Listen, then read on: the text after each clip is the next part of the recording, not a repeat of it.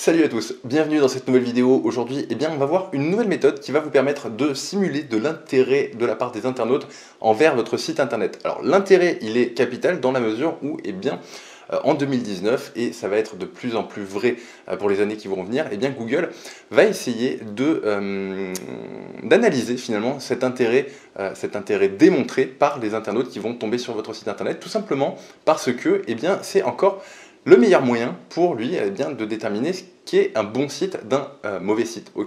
Voilà, comme je vous le dis souvent en formation ou dans les vidéos gratuites, vous avez le contenu qui va être rédigé à base de mots-clés qui vont consister à être vos portes d'entrée sur le moteur de recherche. C'est très important d'avoir des mots-clés pour devenir candidat à des positions qui elles-mêmes ensuite vont générer du trafic. Et ensuite, ce qui va être important, c'est d'apporter de la popularité à votre site internet, autrement dit, d'apporter de la popularité à vos positions sur le moteur de recherche. Vous avez vos mots-clés, vous allez être positionné peut-être entre la première et la 50e position, je n'en sais rien.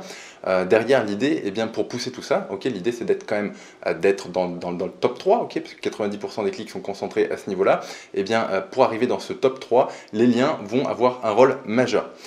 Ça, c'est un état des lieux, de ce qui se passe depuis le début, en fait, en gros. Je schématise.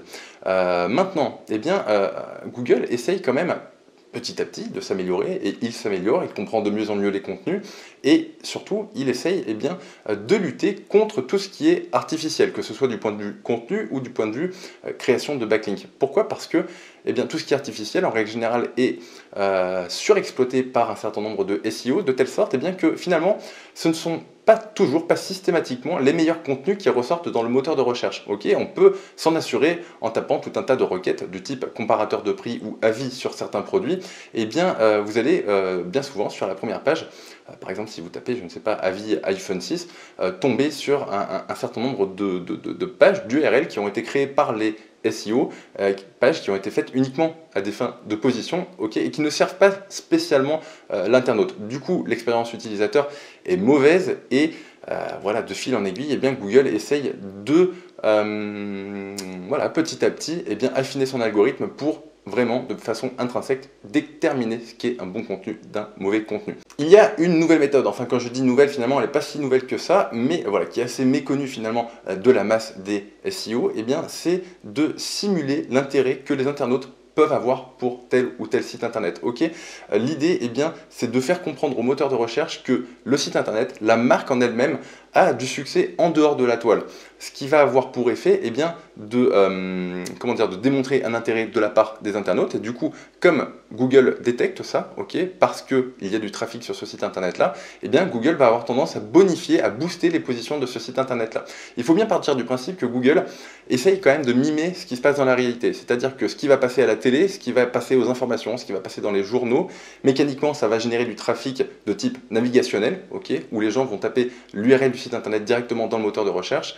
Et c'est quelque chose qui a un impact assez fort aux yeux de Google parce que finalement, vous voyez que ce sont des choses qui sont plus difficilement manipulables que de la création de contenu ou de la création de liens. Là, pour le coup, vous avez une véritable interaction d'un internaute X, enfin d'une masse d'internautes X qui vont vouloir aller sur un site internet. Et pourquoi ça fonctionne ? C'est assez simple. Demain, vous avez par exemple une boutique qui fait une pub à la télé. La plupart des gens, à ce moment-là, juste avant la publicité, le site est complètement inconnu du moteur de recherche. Enfin, il est complètement inconnu. Il est juste indexé, mais très mal positionné.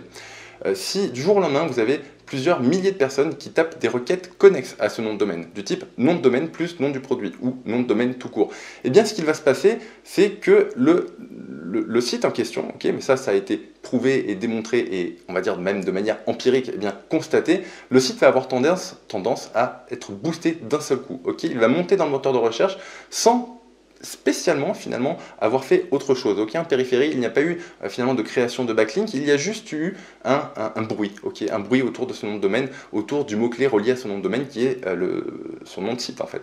Et l'idée, ça va être en 2019 et peut-être par la suite, d'essayer d'en plus de la création de contenu, d'en plus de la création de liens, qui restent des leviers importants et essentiels pour le bon fonctionnement d'un site internet, l'idée maintenant, ça va être aussi de simuler un intérêt de la part des internautes en allant simuler du trafic artificiel vu comme étant naturel par le moteur de recherche, de sorte que vous puissiez bénéficier de cet effet boost, de cet effet popularité en dehors des liens.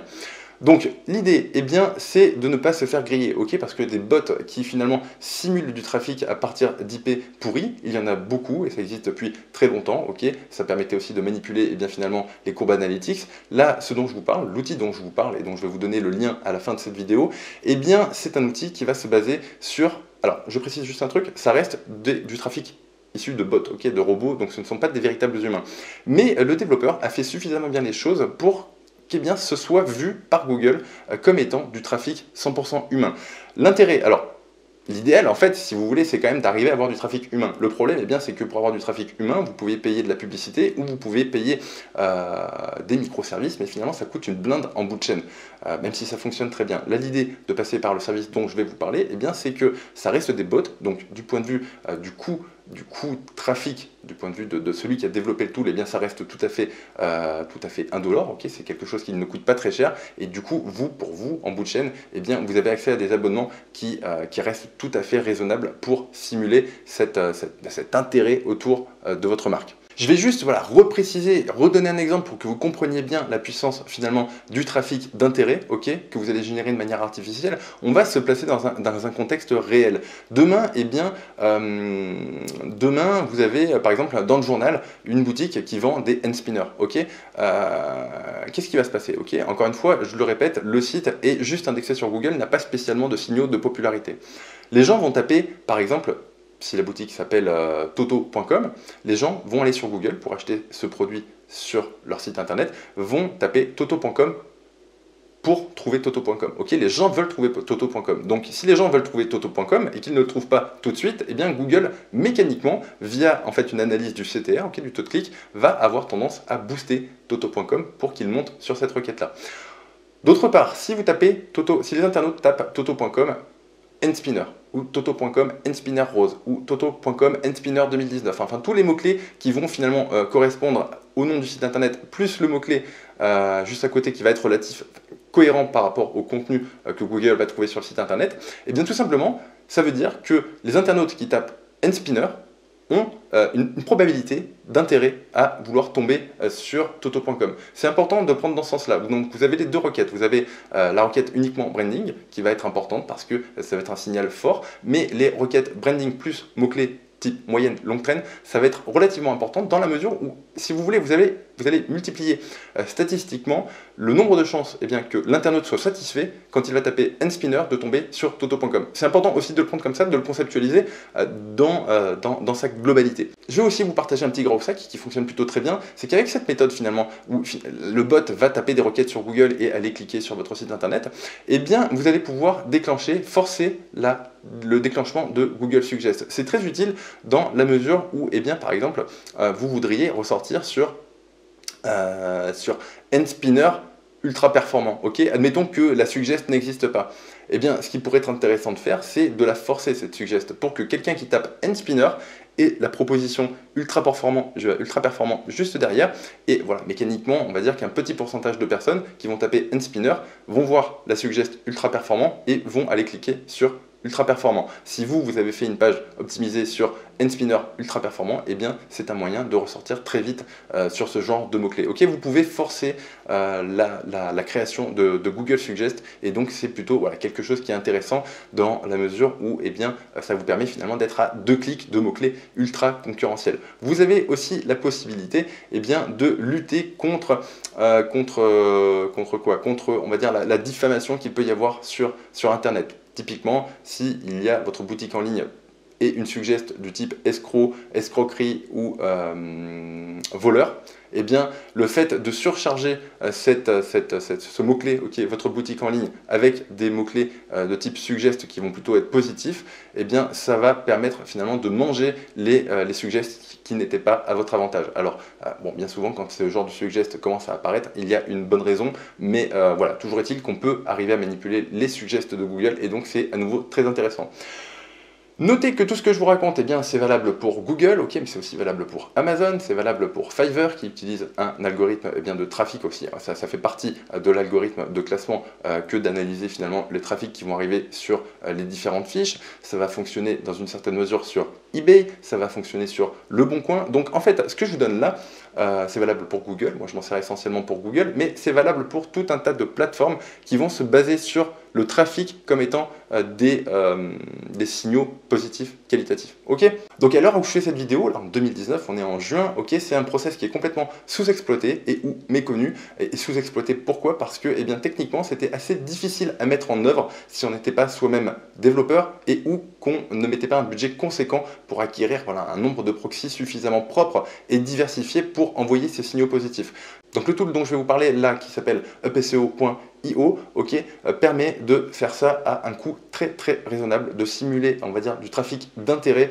Et donc voilà, je vous invite vraiment à vous intéresser de près à cette stratégie parce que, eh bien, elle est encore méconnu, sous-exploité, mal bridé, enfin mal filtré par Google. Et donc c'est vraiment intéressant en fait d'être un petit peu sur le creux de la vague quand ce genre de service sort. Notez aussi eh bien, que vous avez tout intérêt, si vous êtes un site jeune, à utiliser ce genre de service dans la mesure où ce sont finalement des mécaniques, okay, des signaux qui vont vous permettre de sortir de ce qu'on appelle le filtre sandbox, okay, qui va être appliqué en règle générale aux sites jeunes qui manquent de trafic. Si vous envoyez du trafic qualifié, en tout cas considéré comme étant qualifié aux yeux de Google, eh bien ça vous permet très rapidement, a priori, de sortir du filtre. En tout cas, plus rapidement que si vous ne faites rien. Donc dans la description de cette vidéo, normalement, juste en dessous, vous avez un lien qui vous permet de tester l'outil. Ok, vous avez 24 heures qui sont offertes lorsque vous allez souscrire à l'outil. Notez un truc quand même capital, les 24 heures d'essai gratuit vont vous permettre de tester l'interface de l'outil qui est ultra simple, mais vous n'aurez pas de résultat en 24 heures. Ok, c'est important à prendre en considération.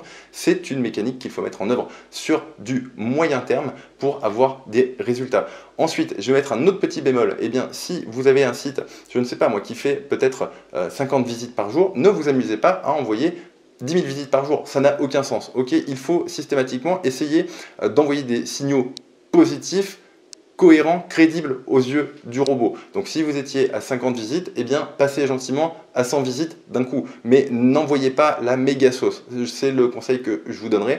Si vous cherchez eh bien, à être malin, à utiliser des growth hacks, okay, mais qui vont perdurer dans le temps, c'est très important. C'est bien la différence avec le Black Hat qui va plutôt avoir des visions à court terme et explosives. Si vous voulez durer dans le temps et voilà, quand même, essayer de prendre des raccourcis pour aller plus vite, essayez d'être juste au-dessus de la normale, ok, juste au-dessus de la moyenne, ce qui vous permettra eh bien, d'aller plus vite que la masse des concurrents, mais à la fois eh bien, de préserver quelque chose de, voilà, de stable et de long terme. Donc voilà pour cette vidéo, j'espère que celle-ci vous aura plu. Je vous invite vraiment à tester UpSEO parce que c'est un bon tool et parce que eh bien, c'est un tool peu commun. Okay, pour le moment, eh bien, il n'y a pas 36 000 services qui proposent ce genre de prestations. Vous avez des choses faites sur les humains, mais qui coûtent relativement cher. Là, c'est 100% axé sur des bots, mais suffisamment maîtrisés pour être perçus comme des humains par Google, et donc eh bien, ça diminue grandement les coûts. Ok, si vous voulez avoir une vue un peu plus approfondie de cet outil avec une interview complète où vous pourrez poser toutes vos questions aux développeurs de l'outil, eh bien, je vous invite aussi à rejoindre le Mastermind Mon Salaire en Slip. Ok, vous n'avez pas spécialement besoin de ça pour commencer à découvrir l'outil. Honnêtement, en termes d'utilisation, c'est super simple. Mais voilà, si vous voulez aller plus loin et puis approfondir le sujet, je vous invite à rejoindre le Mastermind. Quant à moi, eh bien, je crois que c'est à peu près l'heure de vous laisser. Je vous souhaite une très agréable journée à toutes. Ciao!